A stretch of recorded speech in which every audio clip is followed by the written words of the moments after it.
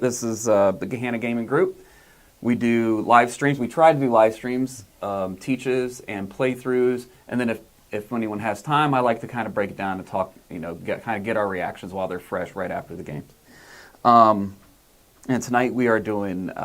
Dylan is teaching the newest IV Studio game, and I'll let him introduce all of that himself while I get everything else going. So. Sure. So that was Jerry. We'll go around the table if we want to introduce ourselves. Oh, perfect. Thank you. Hi, everyone. I'm Jimmy. Hi, Michael. And as Jerry said, I'm Dylan. We'll be teaching Tend today. This is the latest game from IV Studios. I'm going to call this a flip and write, even though that's probably not even 100% accurate for this game. But it's a lot of things mixed together, including everybody's favorite component, the scratch-off ticket. So are we revealing some random numbers or colors or symbols? Resources, so symbols. Yep. And then we're going to record them somehow? Correct, with our pen or markers, in this case, on basically everywhere where you see a piece of paper. And that's why I call every one of these a reveal and record. Flip and write, whatever, that draw has and way crayon. less of a zing to it. R&Rs. That's fair. Then what? That's fair. Then roll and Flip write? and write or roll and write. I know, but they're not always flipping. They're not always rolling. Sometimes right. you're not writing. You're filling in, but you're recording. We're flipping at the top of the round. Why are you even saying R&R? It's like R and W? Reveal and record. Oh, record. Yeah, that was. I think Because that's weird. what got me. That's what it does. Everything you When do you reveal not and write things? you record. Well, because sometimes you draw or you fill in, or you put a check mark. You're not really writing. Okay. But you are always recording. In this way, I mean, you're stamping. I wouldn't call that a write, but you're recording it, aren't you? You're not always stamping. But you could be. You could be. You could. Okay. So reveal and record. Marking. You're welcome. I'm not sure I agree, but we'll take it offline. Maybe. All right. Okay. It encompasses all of them, is my point. You are correct. All right, we are now Let's hear about transitioning to this one. philosophy and game games. All right? In this game, we are farmers, fishermen, explorers, kinda, maybe, sorta. We do a little bit of everything. I lovingly like to say that this is similar to Stardew Valley for better or for worse. I think it's just it's at least a commonality of mechanics and things that you do in a game that I think translates well. I will be the first to admit that I have not personally played the Stardew Valley board game. I've only played the video game, so the comparison may completely fall apart when comparing it to the board game version of Stardew Valley. But you've got a place to go fishing. You've got a place to grow some crops, and you go and explore some caves in the mines or go out into the woods and chop some trees down. Those are all things that I have done in Stardew Valley board game. And it sounds fun. Yeah. So As with any board game, or most board games, I should say, we are trying to have the most points at the end of the game. There are a bunch of different ways to get that. The rulebook says that the most common and most of your points are going to come from this cargo manifest over here on the right-hand side of this piece of paper. This is going to be where you use your stamp markers. So each of the markers has two different sides. We have a skinny cap and a thick cap. The skinny cap is just going to be a normal marker tip end where you're going to use this to be able to write and mark. and we all get our own set, yeah? Kind of. So this is the Kickstarter Super Deluxe Edition from IV Studios. This is capable of playing up to 12 players. There are 6 sets of markers, so 2 people are meant to share in a 12-player game. But Still pretty good. yes, Yeah, for pretty good. most of the time that you're probably going to give this to the table, everybody's going to have pretty much their own set of markers. The fat end of the marker is going to be where the stamp is. It will also be where you see the symbol associated with the color. So blue, for example, is always going to be for the resource of fish, and that is going to be what the stamp itself actually is at the tip. So when you stamp that down on your piece of paper, just to use this as an example, that was a horrible stamp. You make a little fish, and that tracks the fish resource. So the cargo manifest is where you're going to be putting that, and that's going to be one of the places that you get most of your points from. Another place that you're going to be getting points is going to be from season objectives. So there are 3 seasons in the game, 1, 2, and 3. At the end of each season, we are going to score each one of these. You will know what all 3 of them are throughout the entire game. So if you want to completely abandon objective 1 and just try and go after objective 2 and 3, you can absolutely do that. These are randomized each game. They, of course, have their own season color and set within there the cards that come in the box, but you shuffle them and choose one at random for each game that you play. Each one of these, you'll notice, has its own color, like I mentioned. If you look down here in the bottom right-hand corner is going to be your round tracker. Every turn or every round, we're going to take 2 actions, and that will consist of the round. If you look from round 1 to 5 is going to be season 1, 6 to 9 is going to be season 2, and rounds 10 through 12 is going to be season 3. This is a relatively complex and lengthy game, but I will say your turns are pretty easy to understand. There's a set order on your player reference sheet. It's 5 phases in a round. Most of them are simultaneous, so everybody's able to take their actions at the same time. And they're really simple to understand. Like the tasks that you're going to be able to do and actions you're going to be able to perform are pretty simple. Building your strategy of what you want to do, how you want to score your points, and the inevitable chain of actions that you're going to cause, that's where the complexity comes into play. Other than that, it's just the sheer amount of information and things in front of you. There's a lot of information going on at all times. So with that, we'll go over, how do we want to do this? Let's go over components first real quick, just while we're still on this high level topic. Again, Cargo Manifest is where you're going to use your stamps. This is going to be where you score most of your points. The left side of this entire sheet of paper is going to be where you progress on badges or different bonuses with coins. And you said these right here are These 3.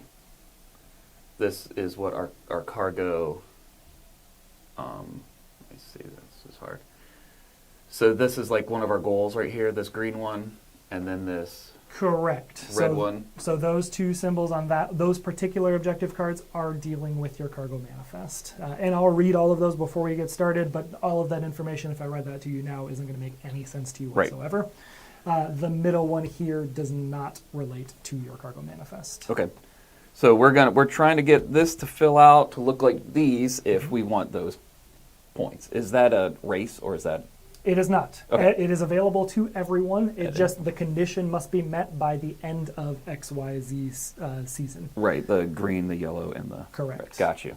All makes sense now. Perfect. Let's start. So coming back to this sheet of paper here, there's a little bit more. A little bit more than that? All right, okay, all right. So the upper left quadrant here where you see intern program, seasoned explorer, and buyback program, those, what is that, 3 by 3, 9 sections there are where you're going to spend coins to gain a thing. We'll go over what all of the things are as we teach the game and as we go through the game, but just know each one of those is basically, each of the 6 in the lower half of that are basically just resources. You are going to spend X amount of coins to get that resource. So using wood as an example, spend a coin, get a wood, use the wood somewhere else that you see wood printed on any of these components, basically. And everybody's sheet is the same, correct? Kind of. Okay. So we haven't gotten quite into those details yet, but these 3 symbols here are likely different for every player at the table. There is about 7 or 8 different makeups of those symbols down there,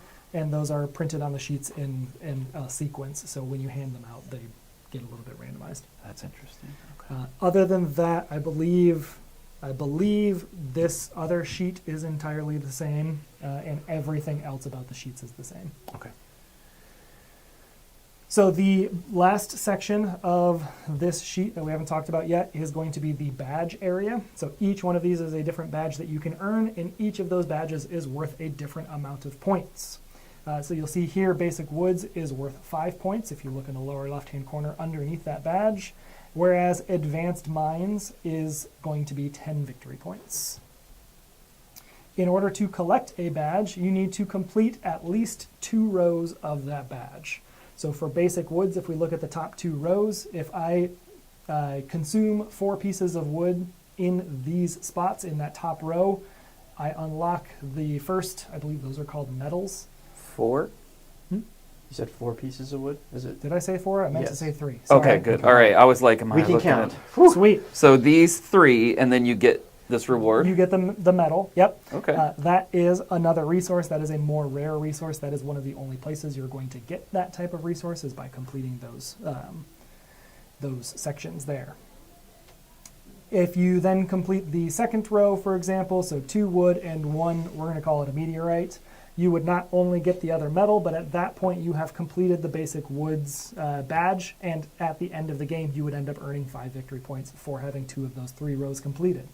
You can complete the 3rd row if you want to. The only benefit that you're getting is that additional medal that's in that the bonus after filling in a row. Okay. But you only need to do 2 of the 3 to earn the badge. Is there any reminder anywhere that tells you the 2 of the 3? Yes, At the very very bottom bottom. left in text. Ah, that is a pretty good reminder. It uses words. I'm familiar with words. Perfect. So then the only other thing that I'll talk about is that round tracker that I talked about earlier in the bottom right-hand corner. Again, each one of those numbers is denoting the round. The 2 boxes there are just for you to make notes if it helps you. It suggests writing down which actions you took. Towards the end of the game, you're going to take an action that's going to spawn into 3 or 4 actions because of the way that you've built your little engine going.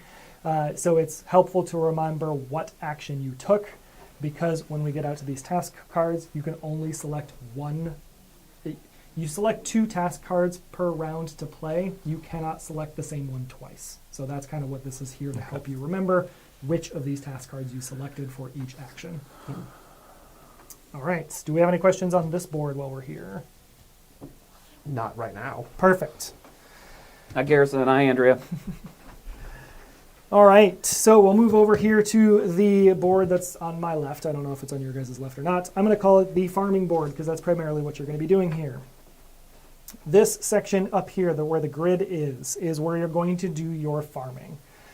You're going to need to till land to be able to plant crops. That is denoted conveniently by the tilde. So anytime you see a tilde, that is tilled land where you can plant a plant. And I actually need those dice that you just took away from me back. You're good. Thank you. So the plants are going to be designated by the different dice here. We have 3 different size plants and then a special 4th one that I'll get to in a minute.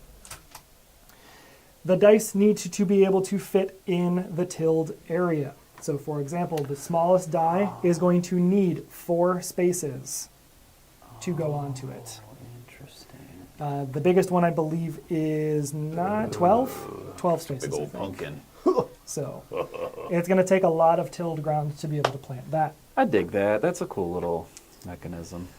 The florally guy here, these are all this strange space-age universe thing, so none of them actually match something. I don't actually even know what this is based off of. But this guy right here is special. He will need a trellis. So if you look on the left side of your board, you will see a trellis section. You need to spend the required resources to be able to build a trellis, and a trellis can only be made on a 2x2 grid.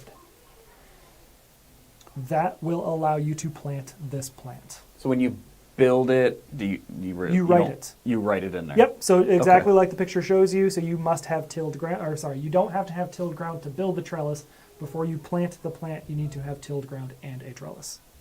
Oh, so you can make a trellis and then till it later. I believe that is the case, because that Okay. question came up. But in it the does first game. give I will you double check. some. You start with tilled some ground. tilled ground. Correct. Okay. Yep. Oh. So the tildes you already see on your mat are already there for your use. You Got can it. then expand from there or start tilling ground in another space. We'll go over how you till here in a minute. So again, there are 3 different size plants. There are 2 types of plants of the smaller variety, 1 medium, 1 large. So next up, we've also got animals. So the animals follow the same rules. They need a space specific to them, and they come in 3 sizes, the exact same sizes that the plants are, so they take up just as many spaces. So the smallest one is going to be 4, the medium one is going to be 9, and the big one is going to be 12 square spaces. But the animals need to be penned. They need to be surrounded by a fence. Everywhere you see the equals sign is the start of a fence. You need to make a fully enclosed fence structure On the to be able outside to. of that die. Correct. Okay. You can go bigger than that, so you can pen multiple animals in that pen, but it must be enclosed and it must contain the die that you put in there. Okay. So we're going to want to put all our animals in a pen. Yes, that's the only way you can have animals on your board. So you is can't even put them in until you build the correct. pen. That is correct. Thank you. Does a pen hold a single animal? The pen holds as many animals that will fit in whatever arrangement that you put the die in. Plants, once they're planted, they are plants. They cannot be moved, whereas the animals can be shuffled around in your pen while you get new animals to put in there, if that helps you fit them. Can I ask an ADHD question? Because Sure. it's bothering me. Totally. Thank you so much. So I realize you might get to this. When you do, it'll be good because then it'll make sense. But I need to know this Sure. now. Will there ever be a chance where multiple pens is beneficial to you? I don't know. Okay. I don't think that's right. Yes, I would think say that's I right, could too. see that happening. Oh, where multiple pens, Like you they might still get take to up score more points because you have more square pens. Not necessarily for that reason, but because it will allow you to have animals earlier and then get more animals later. Oh, what a great answer. Because until Thank you you so close much. the pen in, you can't have the animal. So the earlier you can get an animal in, the more you're generating that type Because of you're resource. going to get something once the Correct. animals are on your thing. Yep. Okay, So the thank you. easiest That was way- perfect. Yeah, and we'll touch on that right now. So these dice aren't going to be rolled; they are just counters. Oh, I didn't realize it was this far down. Is that good? So you'll see that first side has 1, and it is of a bluish color. I apologize. It's I'm purple. colorblind. If It's it is okay. not, perfect. Yep, already, it's purple. already got the first one wrong. Then flip it to its 2 side, the other direction, please. Thank you. Every time you see white, you collect that resource. So at this moment, when your animal grows from level 1 to level 2, you would immediately get an egg. too. Yeah, yeah. Oh, Same with the plants. Fun. So the plants are going to have Oh. a normal color side, Andrew is going to dig this. and then they're going to tick up, and when they get to their white side, you collect that resource. Some trigger multiple times, some only trigger once. Some will have this little refresh symbol, which means they will start back over and stay in your pen or in your garden at that spot and just continually reproduce over and over again. Whereas some of them will have an X, which means it leaves your garden or your pen, and you'll need to buy another one to bring it back in. Okay. When you're enclosing the pens, Yes.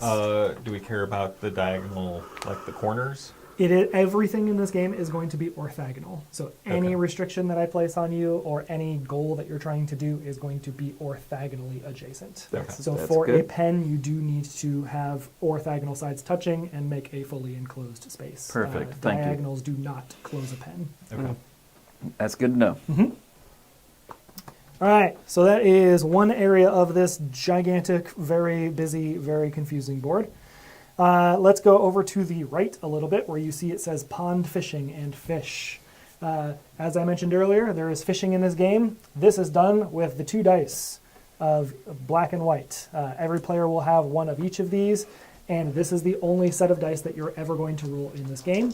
When you take the fishing action, you're going to roll your 2 dice, and you're going to collect fish of the matching coordinates. So let's say I rolled the black 3 and the white 5. I would go 3 and 5 and find what fish is in there, if there is something. Oh. And I collect that fish. We can go fishing. Okay. There is a tend symbol on each of the dice. If you roll the tend symbol, it is a wild. It is your choice between Dealer's the choice, 5. baby. Nice. I won't be rolling that.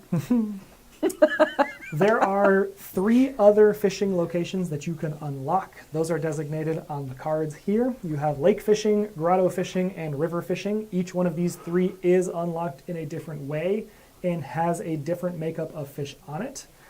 So you can see the preview of what fish types are going to be available in that space.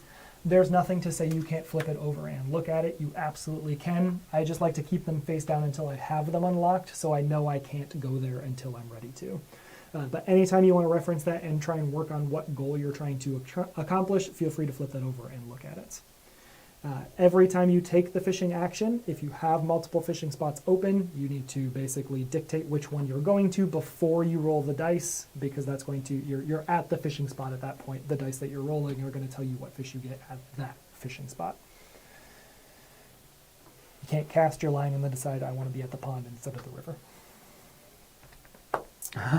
Garrison wants the super rod. With that comment, we'll actually go right into that. There are upgrades. So at the bottom of that same sheet that we were just looking at, where the pond fishing is, you'll see fishing upgrades. Oh, yeah. There are 2 rods available Good and call, two lures available. Each one of those is going to give you a different benefit. So if you look at upgraded rod 1, that's going to increase your catch area in a plus. So again, if we take our 3 and 5 example, normally I would be catching this fish right here. But if I had upgraded rod 1, I would also get a choice of choosing that fish or the one above, below, left, or right of it. Okay. So it increases the area of which I fish, which gives me a better choice of getting the fish that I actually want, since this is entirely luck driven based off of how you roll the dice. Rod 2.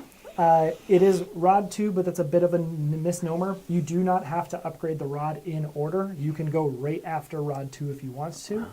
Rod 2 is a little bit more difficult to get because those stumps are more difficult to get, for example, than coins and wood, which the other rod requires. But this one is going to give you an entire square of fishing capability. So let's say instead I rolled a 3-3, so we're dead center here. I can take everything from 2-2 to 4-4. That whole square, basically, is what I get to fish in. It just gives you the choice. Correct. You don't get more. You do not get fishies. more. Okay. However, Oh. that is what the lures are for. Ooh, hello, lure. So the lures are going to give you an additional fish action, which is also slightly misnomer because this is the only one that works this way. An additional fish action in this case is whatever you roll, you get to take more fish from that spot. The same? No. Oh. So that's the other caveat with the fish action and the fish upgrades, it works differently than every other upgrade and action, Okay. is that the lures allow you to catch more fish within the same spot, but it must be a different square. So don't buy a lure before you buy a rod. That was what I was wondering. Okay, so. Yep. So it must be a different square, but within whatever your parameters are able to fish within, you get an additional fish. Okay, that makes sense. It is my understanding as well, based off of the reference reminder here, that you can only have one lure. It's going to be Choose very one difficult to to be able to unlock. get both of them, but you can work on both of them, and then whichever of those funky resources that you see there besides coins you end up getting unlocks first, and you're good. Yeah, so it's just a matter of which one you get first. Correct. Are they You different? can progress. They are not. No. They They're are just only, different art. They're different art Okay. to depict basically the resource And it's that got you that used to build it. one, Okay. whatever that upper left is different to get it, right? Correct. The resource to build it is different, which is why I think they make the art different. Is you pick a lane basically and go, or Okay. try to work on both with coins and hope for whatever resource you get. Oh, is that an either or? So you could either spend 2 coins or a coin and No. a thing? Okay. So every time you see these little, you'll see the lures have a bracket basically connecting row 1 and row 2 of the resources required. That means that both of those rows need to be fulfilled before you unlock the lure. Okay. If you ever see a line between the 2 rows, like over on your badge sheet, so over here, you see how those rows are separating, Mm-hmm. all 3 wood at the top are required to make the metal to the right. They do not affect the other 2 rows. However, that's where the badge comes in, of you need 2 rows to complete the badge. So just to explain this to me, so you need all 4 of those to get the lure. but it does. You don't have to get You don't have to do them in any order. Nope. Okay, that was what I was wondering. Thank you. Yep. All right. While we're on the fishing train, let's just finish fishing out. You unlock new fishing areas in one of 3 ways. The first, and I would argue the easiest way, is to fix your broken bridge. So that is in between the fishing upgrades we just talked about and the pond fishing spot. If you fulfill all 6 of those resources, you unlock the river fishing. That is one of your cards. So that is now a new spot where you can catch different items at. So you would then flip that over, and that spot would be available to you. See, now this would be a great spot to have a scratch off where it reveals a fully An actual formed river bridge. of fish, yeah, that would be sweet. I am genuinely curious how much these cost to produce, though. To just a printed sheet of paper. I can't imagine it was. Two other locations. We've got lake fishing and grotto fishing. So both of those are going to be based off of your scratch-off ticket. So we'll switch on over to our scratch-off ticket. We've got two sections on the scratch-off ticket. We've got the woods and the mines. We're going to go into this a lot more detail later. But basically, in order to unlock lake fishing, you want to make a path connecting the top of the woods track to the bottom of the woods grid. To unlock grotto fishing, you need to go from the top of the mines to the bottom of the mines. Again, this is going to be orthogonal, and it must be a connected space all the way down to the bottom of the mines. But we don't have to follow It the doesn't little have, trail. You don't have to follow the trail. I'll get into why the trail's there later. Okay.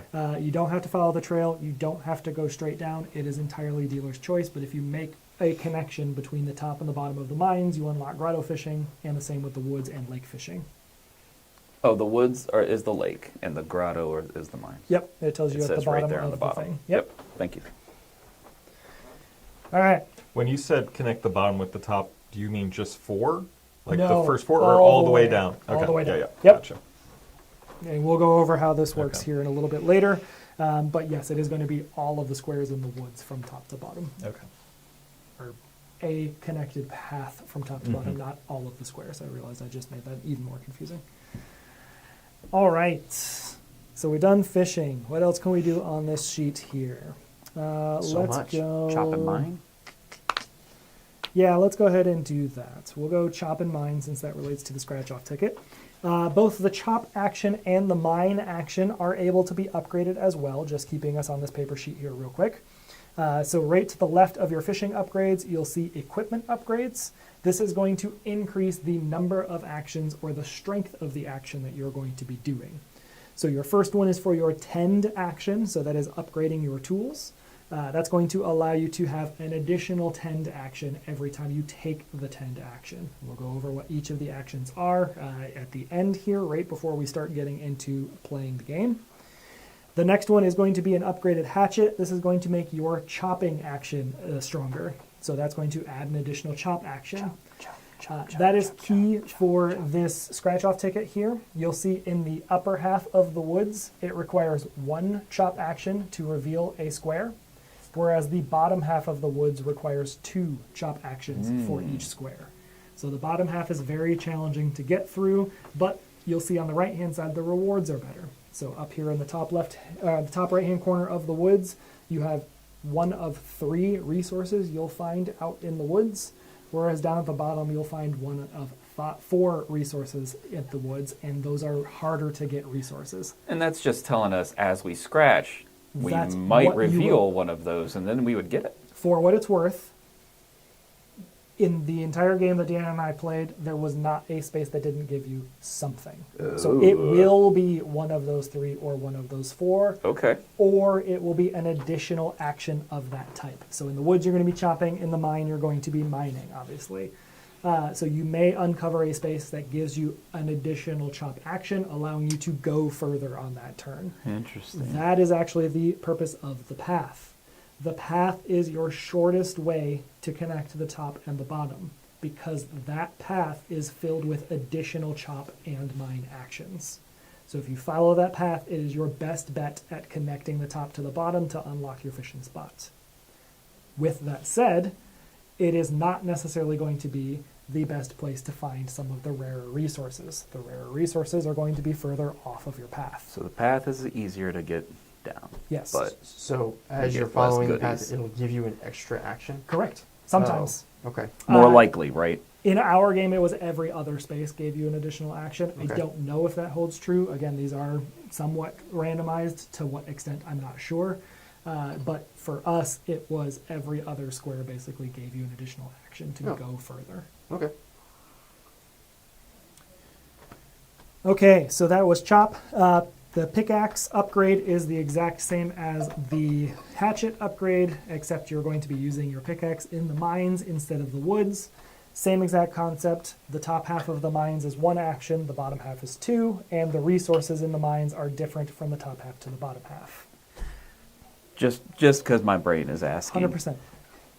Is it I know you only played once. Did you, in that one play, did you think it would be feasible to be able to do both? No. Or do you have to focus on one, you think? There is a lot of things to do in this game, and a lot of contrasting things pulling at you, wanting you to spend an action over here, or spend a resource over here. I'm not the best board gamer in the world either, so I'm sure somebody who is much better at piecing efficiency puzzles together will figure out a way to build an engine quickly and be able to do more in a game. But I really felt like I needed to... I feel like I tried to do a little bit of everything too much. And Okay. ended up harming myself there. So I don't think it's possible to unlock all 3 fishing spots and reasonably do all of the other things you're trying to do to get points. Okay. I think you're going to pick whichever fishing spot you like the best once you start to get some resources and see the path that ends up presenting itself to you. Okay. It wants you to focus. Yep, and part of that is dictated by your board. So I've only played this once, like Jerry said. I don't know how much this is actually going to dictate play style once you kind of are familiar with the game and play it over and over again. But how these score, I think, tries to push you into a focus on these couple of things. So mine is Scores going here. to ask me to mine, probably, it looks like. Correct. Is that what these mean? It will incentivize you to mine a little bit more. Okay. Because I'm getting, it looks like something for this. I don't 100% know yet. Yep. But okay. All right. So that is pretty much the extent of Chop and Mine. So we'll circle back to Tend, which is going to be managing our farm here for a minute.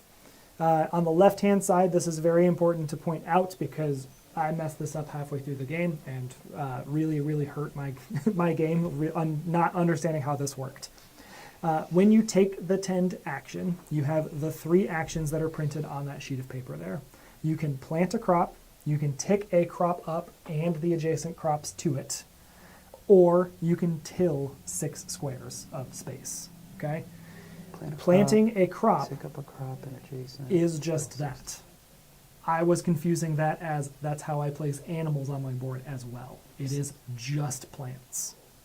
Okay. So it is, if you look, there's a section that says crops, and there's the 3 dice that relate to crops.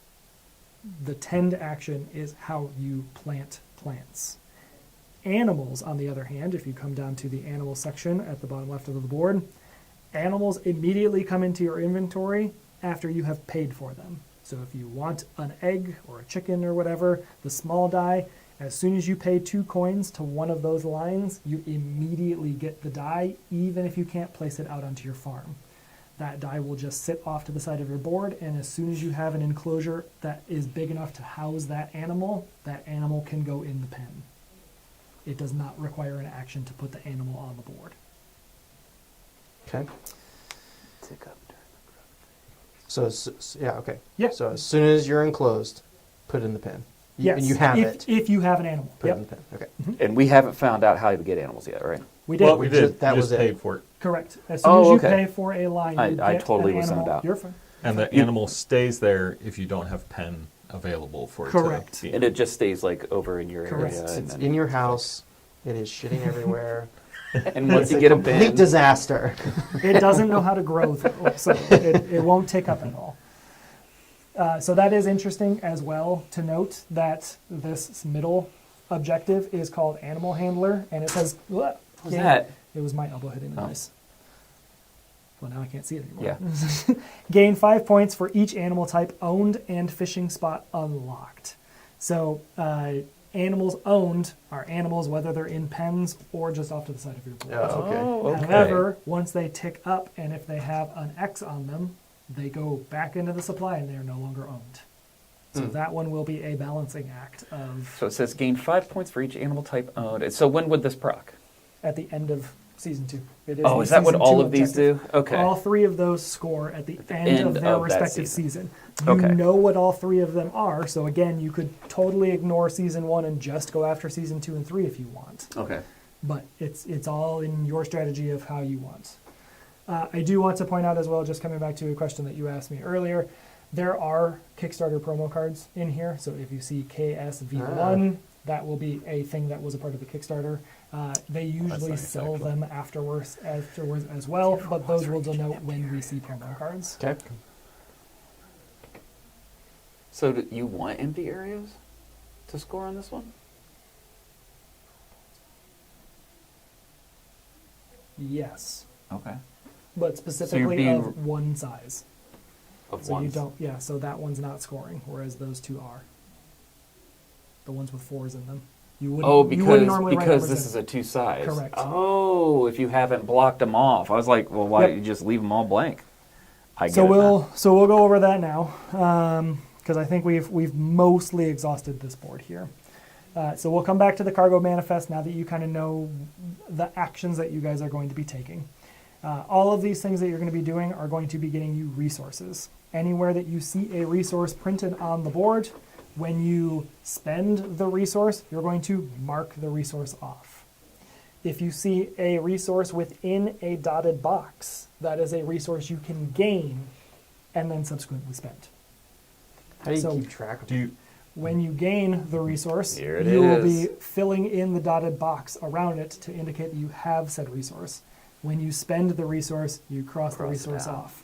When you spend the resource to complete an objective, such as a wood for basic woods, you cross the wood off to indicate you have spent that wood required. So you're always going to be crossing twice, essentially. Yes. Sometimes. So you'll get resources for the woods, for example. So if I scratch off and reveal a piece of wood, I immediately scratch off a wood somewhere on my board to complete. You always Yeah. immediately spend the resources you have. You are not going to hoard the resources and then spend them later. They are spent in the action that you're doing. Oh, okay. the only ones you save are the ones that have the dotted box around them that you complete. No.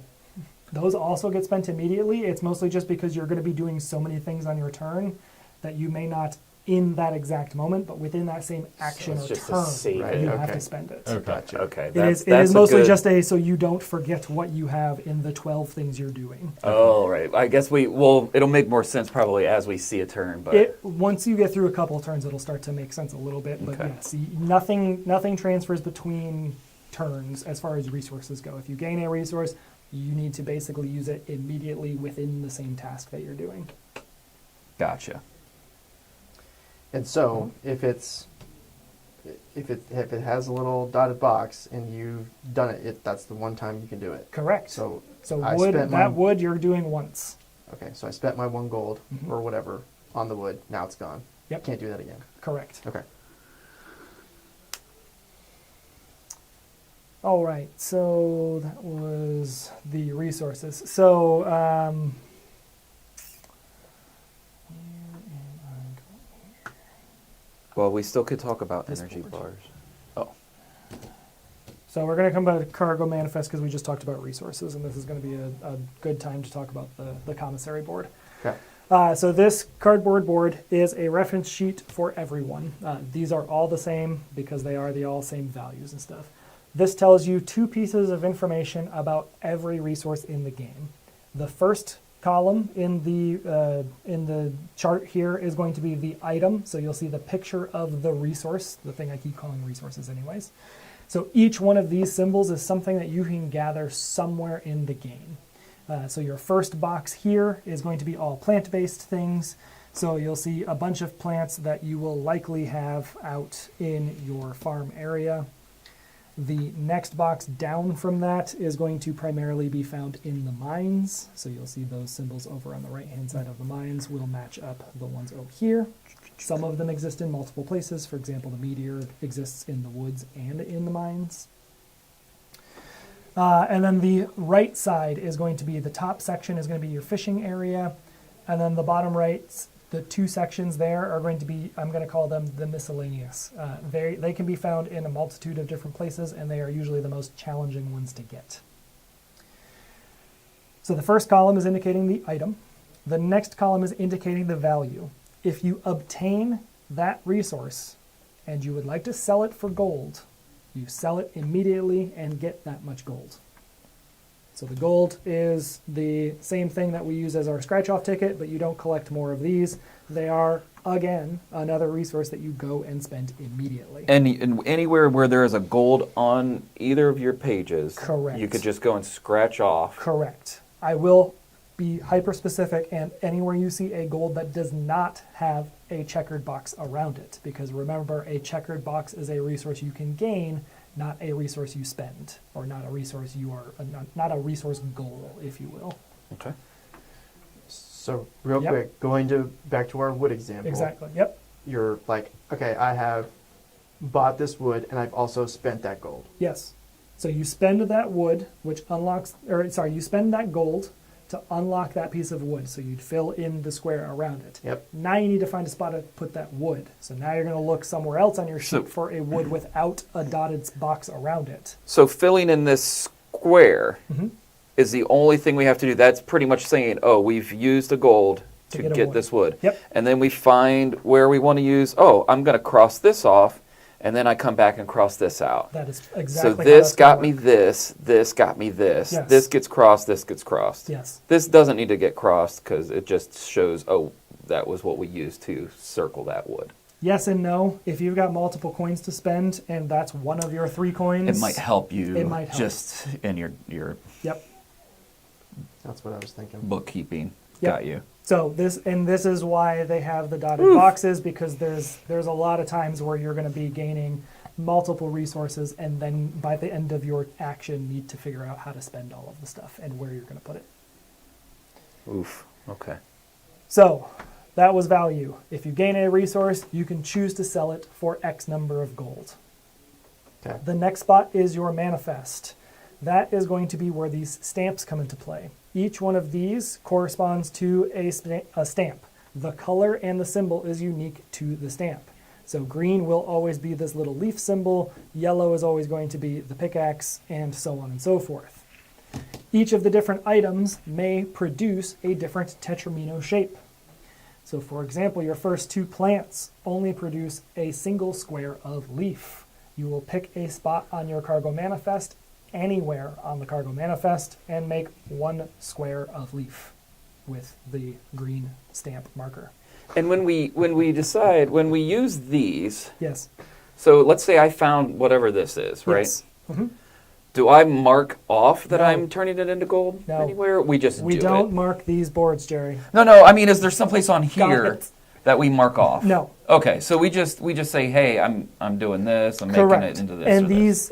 these are unlimited. So as many of these throughout the Okay. game that you get, they're always either worth 1 point or 1 in your manifest. That was what I was wondering. Thank you. Yep. So when you get down to like the 3rd line here, where it's in a little L-shaped tetramino, you can flip the shapes, you can rotate the shapes. You just have to make the shape somewhere in here. Oh. The alright. placement restriction is that an existing shape cannot touch another shape of the same color. So leaves can never touch leaves outside of the shapes that they are built in when you put them on the board. And we You're don't not have to fitting build leaves into next. leaves? Okay. We don't have to build like You don't a have to build touching adjacency. as we go. Okay. You do not. You just That's fit gonna drive in, me nuts. get in where you fit in. Yep. I, Yep. And then, and again, that comes back to your earlier question as well, Michael, of adjacency is determined on an orthogonal plane. So diagonals are fine to touch. You could butt the corner of a green up to another corner of a green. That is perfectly fine. They just can't touch flat sides. Okay. Oh, okay. And my wife will probably lovingly point out that I accidentally cheated and definitely did that the entire game because I forgot that rule. while I say was that teaching rule us. one more time. Orthogonal colors cannot touch outside of the shapes that you put them in. So if you put this shape on the board, obviously you've got a bunch of greens touching, right? Yep. That shape is fine to put on the board, but none of these shapes, if you place another one, can touch that shape because it's the same color. If you are placing a shape onto the manifest, it cannot touch any of its same color. We could put it on the board. Yes. We just have to put it so it's not touching. So it's not touching the same Orthogonally. of something But we of the can same go. color. We can go tip to tip, right? Yes. Yeah, okay. Correct. Okay. So that's how you get He's things. so proud of himself. That's how you get things into the manifest. Why do you want to get things into your manifest? Every single square of this that you fill is 1 point by default. I'm going Ooh. to break that statement immediately, but by default, every square that you fill with whatever symbol is 1 point. That is denoted by this up here at the top of the grid. Okay? Just out of curiosity, what were you guys' scores? Do you remember? I don't see. Okay. You can ask me about money and my horrible spending habits all day, but Right. then you get into my scores and my wife. I mean, were you guys like, doubling is it my like in score. the hundreds or? She was low hundreds. I Okay. was 56, Okay, that's no, that's what I was wondering. That's fine. That's and fine. I cheated. I mistook rules. I did not do it intentionally. Yeah, right. That's There was a lot of things going on when trying to learn this the first time. I forgot some things halfway through. Sure. That's I understandable. think you could. I think it's worth some grace. So again, this manifest, 1 point for every square filled. That's your reference up here. Okay. Now, each of our boards are likely to be different. It is possible that we have the same board between each other, but these 3 sections here have a symbol and a number at the bottom of it. Jerry's ADHD is going to cause him to miss this. Yep. Yep. These 3 sections here have a symbol underneath it and Yes. a number corresponding to it. That is modifying that resource type's, or that symbol's victory points. So for example, mine is these ones, this first one. So if I put any of these in this entire vertical column, there's 0 points. Oh yeah. Whereas if I put them in this vertical column, they're now 2 instead of 1. Does everyone have a 0-2-0? Yes, Yes. it's always 0, 2, 0. Okay, It's just that- the symbols that get swapped. And it's usually the first 2 are the same and the third one is different. I think that's true for all of the boards. Okay. But that's what changes between the boards is what symbols are in those 3 spots. Okay. The other reason why you're putting things into the manifest is you'll get bonus actions if you fill an entire row.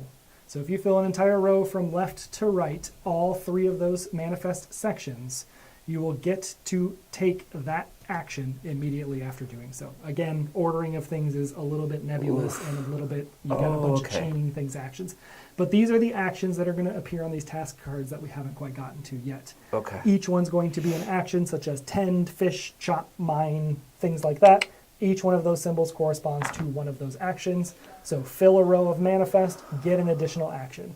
This is where I was highly inefficient. I never completed a row, and I think this is what would help games do more things. Okay. Is figuring out ways to strategically, as you do other things, prep yourself to trigger these at the right time and to do the right actions. Okay. Gotcha. You're crushing it. Do we have questions on the manifest? Does it matter which, like, can you put it into any column? When you do one of these Correct. things, you can put it in any column you want. It can also cross over the column borders. The Oh. columns are not restricting you to place an object They're just for within it. scoring. They're just for this symbol scores 0 points in here, this symbol scores 2 points in here. That is the All right. only reason that you Gotcha. see those separations. Okay. When you said they can cross over the borders, do you mean the ones Just in the middle, or ones, not the outside? not the outside. Okay. Yes, thank you for Okay. that clarification. You cannot put a shape Must that fit. would Okay. reach outside of the actual manifest itself. Okay. That's a good question. And you can't ignore parts of a. Correct. You You just have to Throw it place all the in there. entire It's got to shape. fit, baby. Gotcha. All good questions. Okay. Good What are the stalls? stuff. Should we talk about that now, or that's points? This is and- entirely your scoreboard. So each one of those will trigger at a different spot. So the stalls are what we're talking about now. That is Okay. those 3 Those- vertical Oh, those columns. that's what they're called. Correct. Stall 1, stall 2, This stall stall 3. section will not score until the very end of the game. So we will not write anything into those 3 spaces until we are completely done with the game, at which point you count your score for stall 1, stall 2, and stall 3, add those there, and total it. Objective 1, 2, Toilet. and total it. Oh. The 3 objectives here will score as we check the objectives. Sure. So at the end of season 1, we will check this for everyone, and everyone will write their score in objective 1. Same thing as Okay. in season 2 and season 3. Neighbor and badges we will get to in a minute. Badges we already kind of went over. Those also score at the end of the game. So the only things we score during the game are the objectives. Just real quick, we already went over badges. Where were they? The things that look like. Oh, those are called badges. Those are badges. Okay. Yep. And you said you can only score 2 badges total? No, You you can need get two two rows rows to to score score a a badge. badge. You can score as many badges That's as all you can. badges. Okay. I scored 2. Okay. So is it Not a just lot. this is just the number of badges? It's the victory points you earn from the badges. So Oh, I each, see 'em. Each I see badge it. is worth a different number of victory points. Yep. Thank you. Yep. While we're on that topic, take a look at Seasoned Explorer up here in the top left-hand corner. That's going to let you double one of the badges that you earned. Thank you. Yep. I'm going to show that.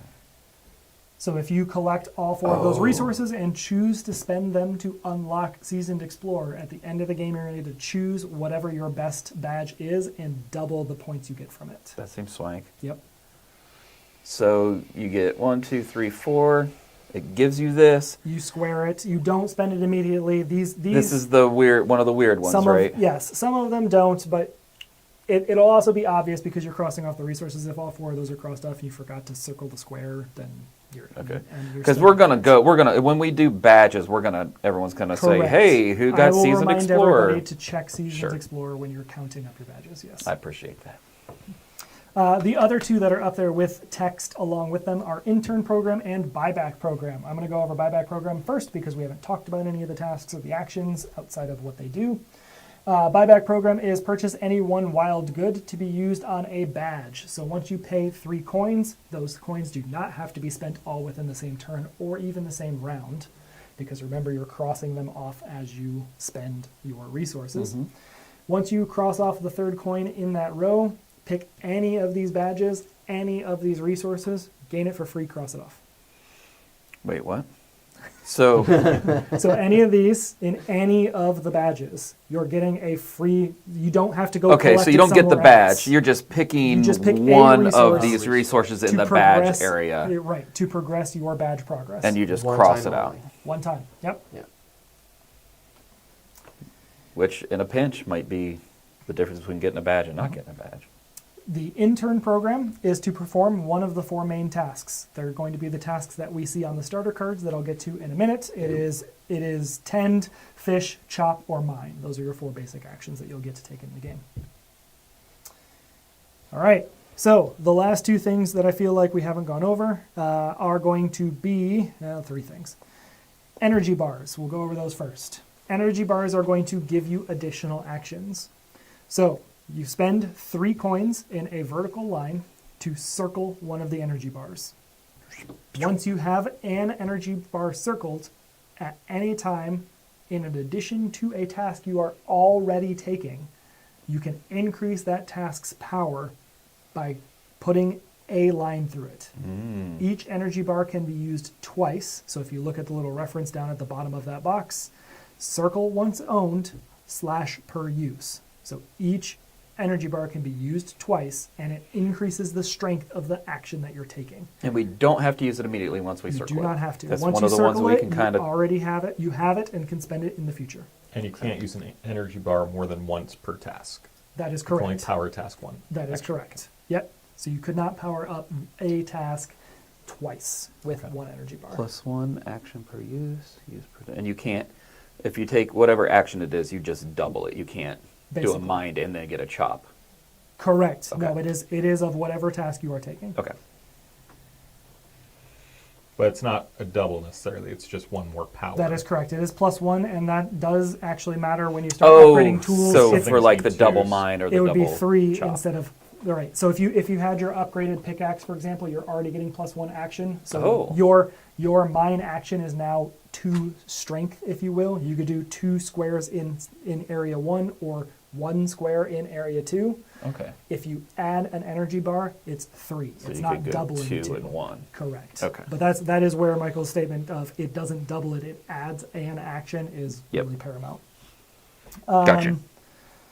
One thing I do think I forgot to mention in the woods and the mines, the first row is always available for you to mine or to chop. Once you start going lower, you must be adjacent to something that you've already mined or chopped. But you can always go back to the first row. You absolutely can. Yep. So if I go straight down 3 spaces and decide I want to start a new line or something like that, I can come up to the very top left Okay. or something. Neighbor bonuses. That is one thing we haven't done. So everybody has 2 neighbor cards. They should be, so they're technically supposed to be on the left and right of this sheet, but we're working with a small table here, so we're doing what we can. One should be very clearly on your left and one should be very clearly on your right. They designate to your specific actual neighbors. Go ahead and flip those over. Those are now public information. There are 2 things to note on each of these cards. The first up is the resource. So, since you're looking at Jerry's right now, if Jerry got either of these resources, instead of spending it out on one of his boards, he can choose to spend it as his neighbor bonus. He would give me the card. Oh, hey, And buddy. during the neighbor phase, I would gain either one of these resources. It does not have to match the one that he spent to give me this card.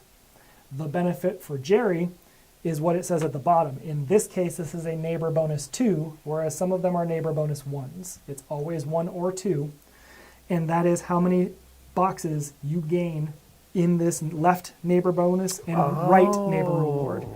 So you cross off whatever side you're giving the bonus to, however many spaces the card tells you to, and those are bonus resources you get. Do you give it back then when you're done, or do you No, keep it goes into, during the neighbor phase, I choose one of the 2 resources of the cards that I have received for that round to take those resources. Yeah. I can choose to spend them on my neighbor cards to send my neighbor cards out to you guys, Oh, like a chain but reaction. those Okay. won't resolve until next round. Or I can choose to take the resource and spend it somewhere on my board. Then the card that I received gets discarded. You draw 2 for each card that you've given away. Choose 1 for each slot. Very cool. Okay, Interesting. Keeping up? trying. And and just like any of the other ones, well, just like most of the other ones, when we do that and we get that, we have to use it immediately. Pretty much, yep. Okay. Again, immediately is a bit loose. We just Sure. You can't go on to the next phase. You can't Doesn't go on carry to the over. next task. You need Unless to it's an spend energy stuff for bar it. Correct. The energy bars are the only things that can stick around. in the Season Explorer. He's specifically thought end that. of game, but yes. Oh, this is all. Sorry, I missed that. We part. don't score badges until end of game, so it does just end up sitting there until Just the end of the game. chills. Okay. The last thing that I forgot to talk about when we were doing the tend to action is groundskeeping. So at any time, it doesn't have to be when you take a tend to action. At any time when you have a resource to spend of any of those types, you can choose to spend it to perform that action. So you can spend 1 coin to till a square or to build a square of fence. You can spend, I'm going to call it an iron bar just because I don't know what else to describe it as, to build 4 fences. You can spend either a stone or a wood to build 3 fences, and a stump or a silver bar. I don't know. Sure. I guess the first one should have been copper. This one should be iron. To build 5 fences. So if you have excess resources that you don't know what to do, Stump. you can spend them on your farm, or you could just choose to spend all your resources on building out your farm. Get it from here. I see it. Okay. So, There's a little bit going on here. It's a couple of things. with that said, like I told you guys at the beginning, your turn and how you're going to take that turn is easy. There's just a lot of symbols to pay attention to of where do I get this, where do I spend this, what am I trying to do to gain victory points. Mm-hmm. Your actions are dictated by these 5 task cards out on the board. Each turn, or each round, we are going to be choosing 2 of these cards. Obviously, if the same symbol shows up more than once, you can take the same action. Otherwise, you must choose 2 separate cards. Again, these boxes here in the round tracker are to help you keep track of what actions you are taking and have taken for that round. So if I take mining as my first action, the very first thing I'm going to do is write an M in this top box.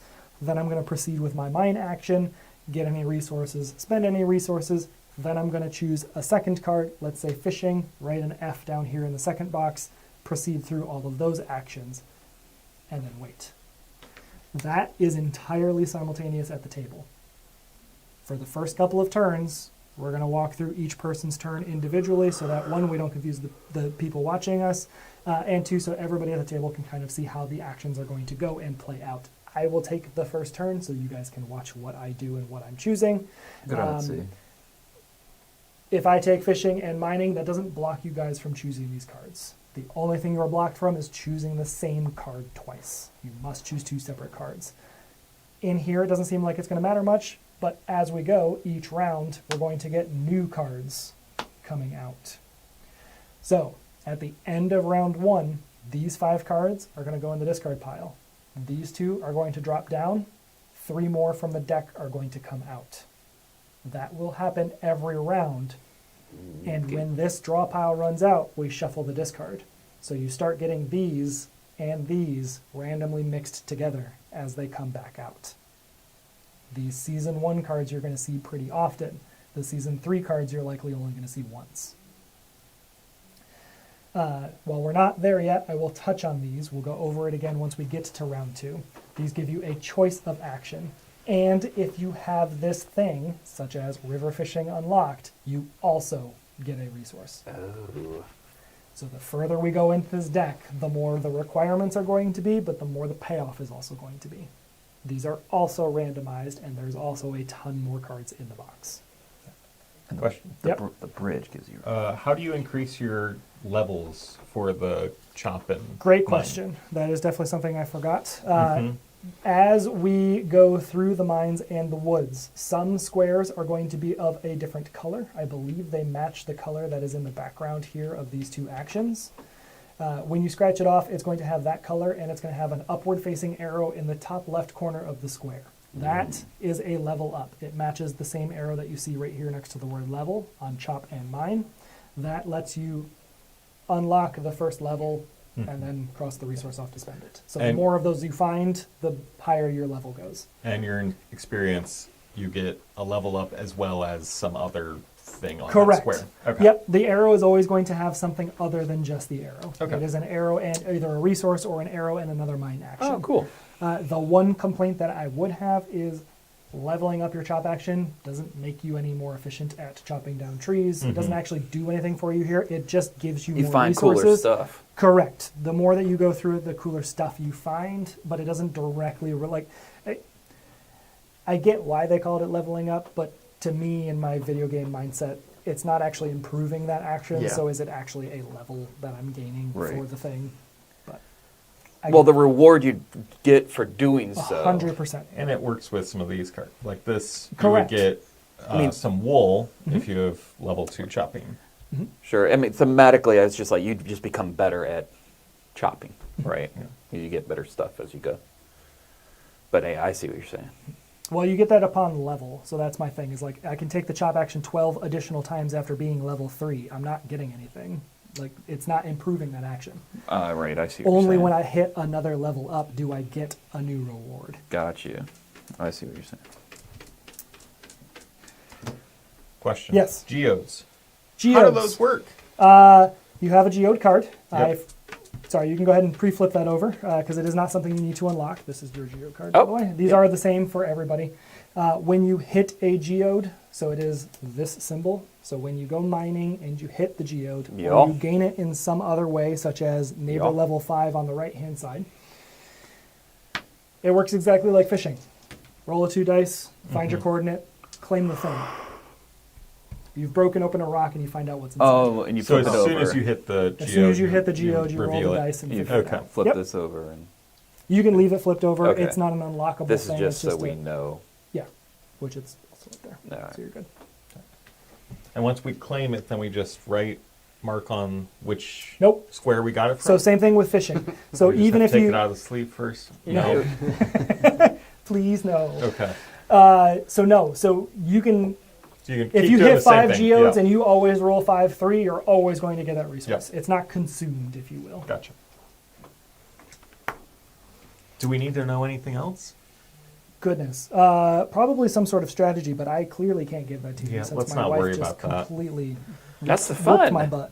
That's the fun. That'll become emergent. There is actually something now I'm looking at. Everything does have like a little reference to it if you look hard enough at the thing. So if you really want to do fishing and you really want to know everything about fishing, find everywhere you do fishing and just read the board. So for the neighbor bonus, if you look in the bottom right-hand corner or the bottom left-hand corner of your board, you're going to get 3 victory points for every one of those squares that you do. So it really incentivizes you to give things to your neighbors, Okay. because each one of those squares that you fulfilled throughout the game is going to be 3 victory points. And we do that by spending one of the things that are in there, and we give it. Instead of placing it out on your board somewhere. All of these symbols exist somewhere out on your board as And a once we requirement get for 'em, something else. we can You're making move a 'em choice. along. Yep. And we just have to find where these symbols are. And I'm seeing the groundskeeping. That is free. Is It's that the only thing that is like a free way to spend a resource and get the thing without scratching something out? Oh, that's a good question. Just it seems like, if you get animals, Sprinkles you all can over only the ever good get 4 questions. chickens. You can only get 1 cow. Feels like a right. teacher's Or- Yes. When That you is a correct assessment. go into the badges, you can only do them once, or you can only ever buy 1 wood at one time throughout the whole game. Yep. But you can always Which is exchange for groundskeeping. Which is Okay. crazy that you can only buy those once. But And sorry, the last question I had is, so there's 3 different equipments you can upgrade. They Yes. each take 1 of each type of blueprint. Are there only the 3 blueprints available from the buyback No. and the neighbors? So the buyback program, the neighbors, where else have I seen the blueprints? Because I thought the same thing. Mhm. They are very hard to get. I feel like there's one other spot. Check your fishing. Okay. Is it fishing? It is not fishing. What thing are we talking about? The blueprint symbols, so each of the equipments need 1 red and 1 purple blueprint Oh, okay. for all of them. Yeah. So I saw they're on the left and right neighbor, Uh-huh. as well as the buyback programs. Okay. I think you are correct. I wasn't think those are the only 3 spots. Okay. that But they're sounds hard to right. get, so it's kind of like What are the probably only 3 wanna spots? pick 1 equipment to The target licenses, first. the Okay. blueprints. So red blueprint Okay. and purple blueprint. These are spaces, and Oh. these are spaces. So it feels like those might only 3 of each exist in the game. kind of block you off. So it's unlikely you're going to improve all your equipment. Correct. You probably want to target 1, But also, and maybe yeah. you'll get to pick up the second Yep, halfway through. and that rings true for a lot of the game too. Yeah. Is don't try to do a lot of everything. Pick a specialty or 2, I feel like, and try and figure out a way to boost that as much as possible. And Boost. but Boost. I again after one game, I feel bad trying to give strategy or anything like that either, because Yeah. it could have just been what I ran into in my game. Mhm. Plus you were bad, so. And yeah, fine. I definitely did not do well. That's okay. So with that, we will go over season 1 objective. So that is gain 4 points for each empty area in your cargo manifest with size 1. So what that means is that you want isolated individual squares. So you'll see they wrote a 4 here and a 4 here. That is because those squares are completely isolated from any other empty squares. Whereas these 2 do not get a 4 because they are orthogonally touching each other. So they are a grouping of more than 1 empty square. So for each of those, by the end of season 1, you're going to earn 4 points. And that's on your cargo manifest board. Okay. Season 2 is going to give you 5 points for each type of animal owned and fishing spot unlocked. So if you've got the river fishing unlocked and you've got a cow waiting to be placed into a fence, you're getting 10 points. So Okay. as long as you own animals and have fishing spots unlocked, you're going to earn some points. Okay. And for season 3, Shine, we're going to gain 1 point for each good in your cargo manifest. Goods are specifically these guys, I believe. Nope, that's not right. Where are they? It's each individual shape. So each one of these items that you're using to put the spaces in your manifest Is a good. A good. So there's a total of 1, 2, 3, 4, 5. No. Um, 1, 2, 3, 4, 5, 6, 7, 8, 9, 10, 11, Oh, 12. it's So the each example shape. here just has 1 of each type of color. Shape. Okay. Let me I'm just saying the double-check. example only shows like 1 Yeah. mining type, 1 type of like the hearts or the. And that's where I'm going to complain. That is the specials, one thing but- that they have kind of stumbled on in this game. Is there's been multiple times where I would argue that it's not a great example to make that clear distinction. Like I would Mhm. think you would put have any of these symbols repeat so that we can prove Yeah. which of the two it is. Well, so each good in your cargo manifest, because they can't touch each other, essentially it's each grouping of a different Right. unique symbol. Okay. Yes. Well, that's my thinking. Like it seems whereas like you yours- could score the same thing multiple times. That's my thinking. Yes. Otherwise, Especially because it's it's the end of the 3. game, and it should be worth more points than Yes. I don't know. Okay, however cool. many So this we is, are on the the same page, previous just saying one it is in worth different more. ways. Got it. Okay. Perfect. I see it now. But yeah, it would have been nice if they'd used the same color to make it more evident. So someone Clear like that me, you like, are you going can to. I would have score thought the that there was mining 5 multiple goods, times. but there's like 10 or Yep. 15. Yep. And you can score the same good multiple times. Got you. Because they can't They don't touch have each to be other. That's unique. where you decide. As That's long as where they're you see not- the separation. Yes. Which is probably why they can't separate, so you can discern between Okay. goods. Okay. So we've got 5 phases in a round. We have the neighbor phase, which happens first. We skip that for the very first turn, so I'll go over that in phase 2 when we get to phase 2 and we do all of these steps. Scoring phase only happens in rounds 6, 10, and the end of the game. That is dictated by your round tracker down here at the bottom. Again, when we change colors, that is when we do season scoring. Then we go into setup phase, where this market refreshes. Again, all 5 of these action cards go away. 2 come down from here. 3 come out of this deck. These 2 get revealed, so you get a preview of what actions are coming next turn. So we know these 2 are guaranteed They're next turn. guaranteed going to be next Okay. turn. Yep. Then we do the growth phase. If you have any dice on your farm, they all tick up by 1 value. Then we do the task phase, where everybody simultaneously is choosing 2 tasks from the central board to take and to perform the requisite actions.